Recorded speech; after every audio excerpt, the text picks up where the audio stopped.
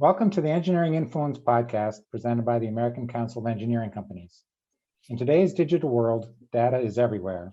Many engineering firms utilize data in their business planning, but knowing what data is available, what data is useful, and where to find it can be a challenge. To help firms figure that out, we're talking today with Dan McCarthy, CEO of Dodge Data and Analytics, the largest provider of commercial construction data and information in the United States. So Dan, to start out, data tends to be backward looking, such as last month's commercial building starts or last month's residential permits. But the challenge for engineering firms, obviously, is they're at the front end of the process. So one source that I've used in the past has been the Dodge Momentum Index. And it seems like a really good solution for engineers because it's the first report of non-residential building in the planning process. Is that how it works? And if so, how does it work for engineering firms? So the Momentum Index is kind of the tip of an iceberg of lots of early stage data. And it was, I smiled as you gave the introduction, because one of the biggest challenges that everybody in the industry has is how do I find the right information at the right time? There's lots of information and not every bit of information is relevant to each person who wants to use it. So the way that Dodge thinks about collecting data about projects is to make that collection as timely as possible. So by identifying an important and timely piece of information in a project lifecycle, you can intuit what the next step is going to be. So an engineer is going to be able to look at a project that comes online, find who that owner is, understand what architects that owner works with, and then their business development group can get focused on, hey, let's go talk to these 3 architects because that we've done some work with them and we know they work a lot with that owner. And Dodge tries to expose the data that will get them there. Then the Momentum Index is an example of how we take these data elements and work to take the data and turn it into information that creates knowledge. So we've got a team of economists, 5 economists who are constantly working with our macro data and are driving are building our forecasting up from a local level. So they're sitting and they're looking at it in terms of MSA, in terms of region, and saying, all right, across sort of 22 different sectors of construction type, what are the economic demographic trends in this MSA? Building that forecast up, combining it with our historical project data, and coming out with here's a national forecast, and then breaking that forecast down again so that you can use the Dodge analytics to say, oh, in the New York MSA or the Washington DC MSA, what is the projection for new educational construction over the course of the next 5 years? And how's that tie to the history over the last 5 years? The Momentum Index is a monthly temperature of kind of what the activity in the market is. Every month, we're collecting information about projects that are coming online in planning through the different sourcing techniques that we have. And as an engineer, as an engineering firm, you can use that to help you assess what the forward-looking market demand is going to be. But you're going to want to figure out, how do I take that broad index, and then how do I break it down into something that's more relevant to my business by project type, by geography, by owner identity, by architect identity. And that's what we work to do. We work to tie that national level data and those momentum data into discrete bits of project information that an engineering firm can use to fuel their business development. So if I'm an engineering firm in Washington, D.C., and I work in the educational area, in the education building field, how current a piece of specific project data can I get? Um, it is, we're collecting data and organizing it around a set of metrics that put real emphasis on timeliness. Now, it's not, when you think about this, there's a few hundred researchers that are leveraging lots of searching technology and leveraging in-market contacts. And so at any day, some number of our projects are going to be live and updated.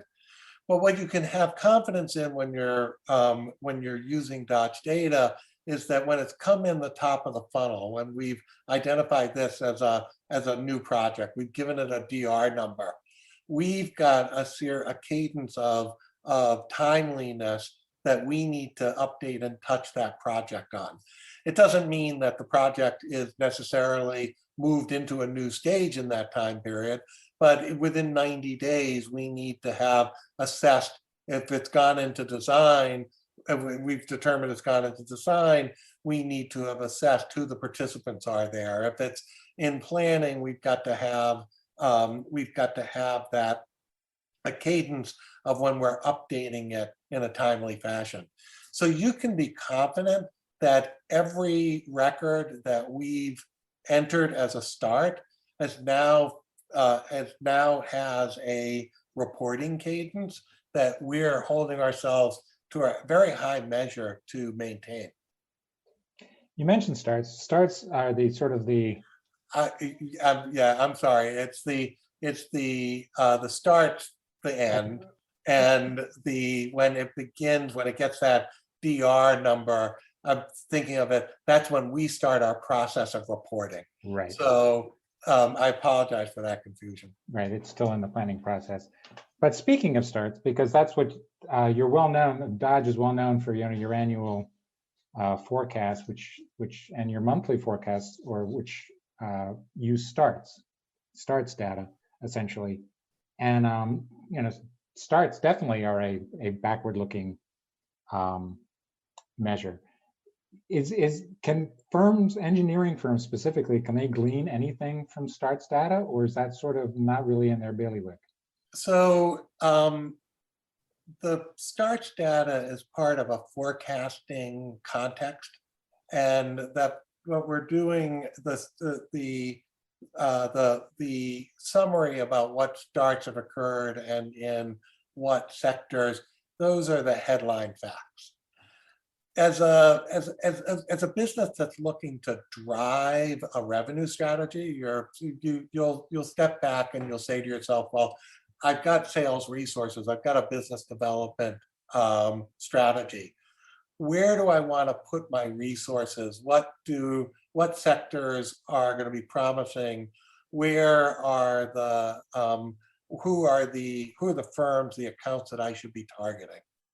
What you're able to do using Dodge's forecasting suite of tools is you're able to step back, and as I described at the outset, you're able to tie historical performance with the forecast into what's projected in that area. So we'll use that example again. I specialize in educational buildings, and I'm in the Washington, D.C. market, and I work up and down the East Coast. So using the Dodge suite of tools, you're able to look at a highly at a statistical framework of projection that's based on past patterns, that's supported by current economic projections, and you're able to draw a conclusion. Oh, the Mid-Atlantic states have not had significant investment in educational facilities in the last 5 years, and the demographics suggest that there's going to be more demand for higher education, and more demand for secondary education. So we should be focusing a certain, a larger share of our sales development, business development activity in that area, in that sector. All the tools that we're building, we're trying to design them with the objective of giving our customers the insight and the knowledge that lets them fine tune and direct their sales strategy or their business development strategy in a way that's going to give them an edge on their competitors. It's one of those interesting situations where the headline data point, you look at it and it's interesting. It's always interesting in terms of time, in terms of context. But then you ask yourself, well, how would I actually turn that into something that could make a difference in my business? And that's why I use the tip of the iceberg analogy. It's the data resources and the forecasting integrity that are below that start number that give you the tools that let you really influence your business. So sticking with our example of the educational specialized firm in DC, if tapping into the Dodge suite of products, do you tell me all that interesting analysis about there hasn't been a lot of investment in the mid-Atlantic states and demographic trends are pointing towards an increase in need? Or do you just provide the data points and it's up to me to connect them? So that's a great question. And what's interesting for our customers is there isn't a one size fits all demand on the customer side, because there are some customers that are incredibly rigorous about digging into the data and and wanting highly specific information that is integrating with internal data that they have. There are other customers that are looking for the conclusions and give us the conclusions. So we approach this in a fashion that's organized around giving the customer what they want. We've got our off-the-shelf analysis, so we'll be able to give you a market forecast in a sector, and we'll be able to give you that forecast in a narrative way and in terms of a data set that shows you exactly what's happening in education in the mid-Atlantic states. We've also got a set of analytical tools that are built into our platform that would then allow you to do competitive research, to say, all right, I'm interested in looking at who are all the engineering firms that were awarded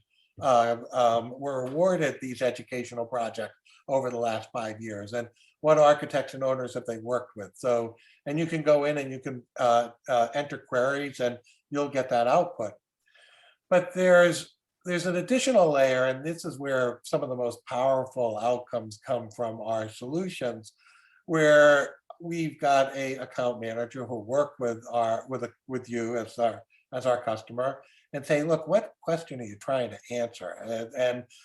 And then what's interesting is that sometimes our customers will say, all right, the data is really interesting, and I'm seeing really distinctive patterns there, but I want some more insight around this. How do I find out what the decision factors have been? And we have a group internally that does custom market research, and that will go out and we'll say, oh, we'll go out and we'll survey the architects and the owners in this category for you, and we'll field a set of questions, and we'll give you some insight into what the decision drivers are. Because it's not just, you want to know where is there opportunity for me to build my business, and then you want to know, well, what do I need to do? What do I need to say? What capabilities do I need to bring to bear so I can win that business? And Dodge has got a suite of solutions that can help our customers accomplish all of that. And it's interesting because when there's a beauty to being a 120-year-old company, and then there's challenges to being a 120-year-old company. And one of the beauties is that we do what we do really, really well. And we've been perfecting this for the last 120 years. One of the challenges is that we've organized ourselves where we are a true data partner for our customers. And very often they come to us and think, oh, you're a source of project leads. And it's like, well, yeah, that's one of the things that you can get, but you really can get remarkable insight into how to organize your business development strategy if you're using all the solutions. And business development is a huge challenge, I know, for a lot of engineering firms. So I mean, that's a golden opportunity. One thing I've long wondered, and I'm sure it's an easy answer, but why do you measure value of starts versus the number of starts? So one of the things that we're trying to accomplish is to give an accurate view of the opportunity in the market. And the number of starts encompasses, just statistically, it encompasses an incredibly wide range of values. So if you compare this to resale homes, where the number of starts is the key driving data point, but the relative cost of building those homes is a fairly narrow band.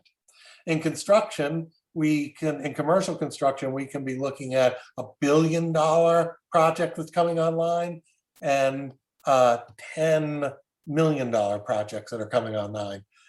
Calling that 11 projects that are now online doesn't really capture the opportunity. And what we're trying to do is you think about this is a $1 trillion industry, and think about the billions and billions of dollars of human capital that is oriented to trying to find opportunity and then organize the opportunity and successfully execute all these building projects. Helping these organizations understand where their biggest opportunity is, where their most profitable opportunity may be. That's why we're oriented to the dollar value.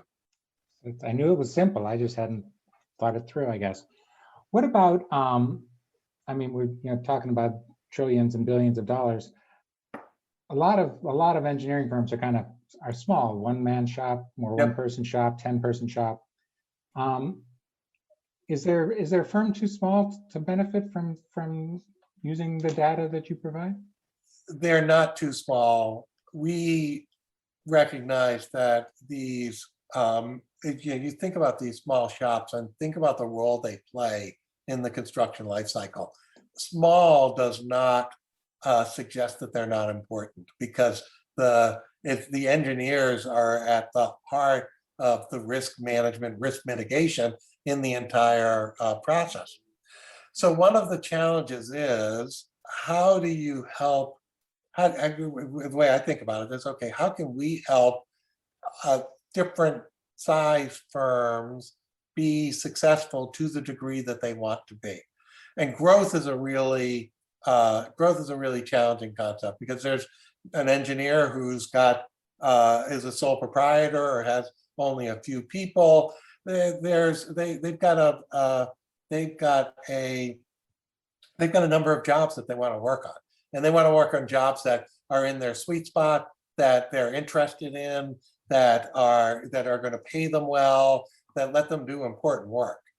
So what we have been, and Dodge has a wide range of customers. We've got customers that are billion-dollar enterprises, and we've got customers that are making a few $100,000 a year as a small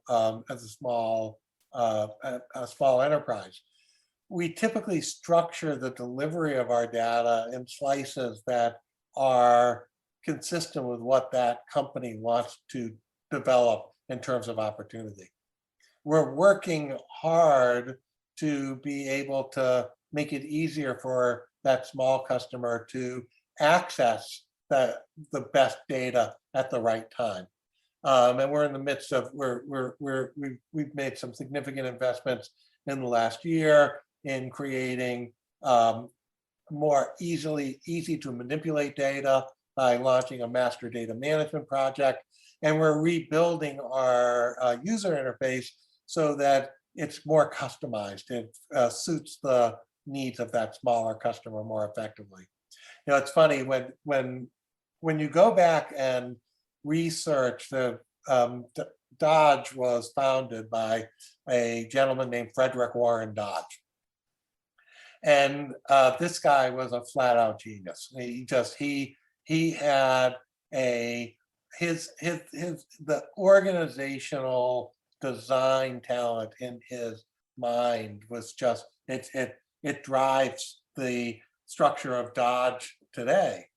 And he had a very simple, his initial design where he was producing project leads in the early 20th century, and he was doing them on index cards basically. And he did them on index cards because he believed that I need to make the piece of data that that person needs to use as accessible as possible. And if he built a big book with all the data, it was really hard to use. So he co-opted the card catalog that was being implemented in libraries. And at Dodge, our purpose, one of our fundamental purposes is just try to stay true to that insight that Frederick Dodge had, 120 years ago. So yes, we've got that benefit to all size customers, and we're working to make our solutions easier to use so that benefit is surfaced more rapidly. With the index card concept today in a virtual digital world, what for a project, what is on that business? What is on that card? So the ideal, so the concept, the developing concept that you state is, I want to surface the right information at the right moment for you. So you're that engineer in the mid-Atlantic states that's focused on education. I want you to be able to get relevant information about new projects that are coming online that fit your interest. And I want you to get that without having to do a lot of work. Maybe that means an email alert. Maybe that just means that when you log on to the platform, you're presented in a conspicuous way with new projects that could be of significant interest to you. Because it's an intelligent system, I then want to be able to infer things that might be of interest to you and let you indicate whether they are or not. So I'd like to be able to present you with, here are engineers that have been particularly successful in getting awarded new educational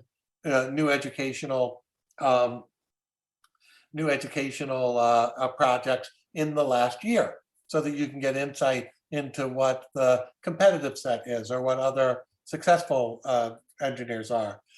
I may want to say to you, you were awarded projects by this owner, and this owner tends to have, and this other owner tends to have similar projects. This is an owner that you might be interested in learning more about. I want to be able to start serving up related data that could be of interest to you. And if it's not of interest to you, I want you to be able to indicate that. It's a model that you see in a lot of consumer facing products. It's the thumbs up, thumbs down on iTunes. It's Spotify, it's Apple News. I like this article, I don't like that article. And it's incorporating that into the presentation of information in Dodge's ecosystem. with there always being escape hatches, because I never want to dilute the analytical power of the data we have. And there are going to be times where, as a user, as a customer, you may say, you know what, I've got something I'm curious about. Like we've been talking about how we've been talking inside our organization about how certain kinds of multifamily structures are a lot like educational structures now. So I really should go look at what's going on in that multifamily, mixed-use multifamily sector in my region. I always want you to have an easy path to ask that question. So to wrap up here, put yourself in my shoes. Then now you're the educational engineering firm in the Washington D.C. area. What maybe you've got some offices around the area. Maybe it's just D.C. What kind of data would you collect for your own business planning?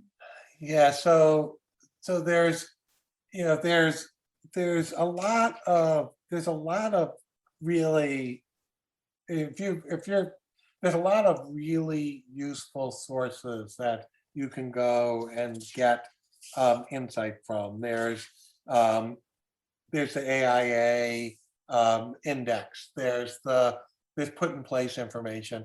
And then you also, because many times these are public projects, if you're in education, you can do the work and put the hours in to search each of the municipalities or search that educational institution and find out what jobs are coming up for bid or what projects are being surfaced. So there isn't there's the magic to what Dodge does is that we're doing it all the time and we specialize in it and we're really smart about how we organize all that information. But as an independent engineer, if you're not looking for that kind of data partner, you're not looking for that kind of data subscription, there's a ton of work that you can do. As a sole proprietor, nothing can replace building relationships with architects. And my guidance to you would be if we were sitting at a cocktail party or or at a barbecue outside in a socially distanced way, I would say, what goal do you give yourself each year to meet and build relationship with new architects? What are you doing? And you might look at me and go, I don't need that. I've got enough capacity. And I go, yeah, that may be true, but you've been in the business a while. I bet some of the people you work with are going to retire soon. And you need to be building new relationships. And don't set yourself an unachievable goal. If you've got relationships with 5 firms that are fueling your business, well, then you need to build 2 new relationships every year. So that's the first place I would start, and the guidance I would give. And then if the question is, well, how do I know who to build those relationships with? I would say, well, that's where Dodge will help you. That's where Dodge will be a really good investment of your money, because you'll find that for the scope that you're looking at, it's surprisingly easy to justify the return on investment, and it will tell you the best people to become friends with. That's very helpful, I would say. I appreciate your taking the time to talk with us today.